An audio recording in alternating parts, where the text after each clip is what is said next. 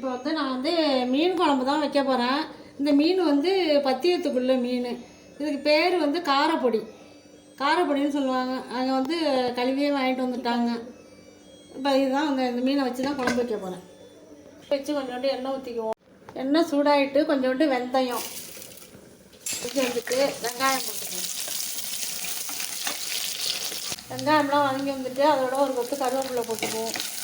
வதக்கி வச்சுட்டு நல்லா குழம்பு ரெடியாக கரைச்சி வச்சுருக்கேன். அதையும் இதோட ஊற்றிக்கலாம்.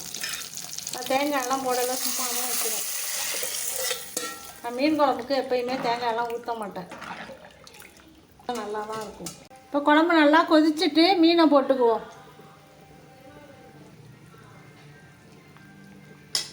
குழம்பு இந்த மாதிரி நல்லா கொதித்து வந்துட்டு இதோட அப்படியே ஆஃப் பண்ணி வச்சுக்குவோம். அடுத்த வீடியோவில் பார்ப்போம்.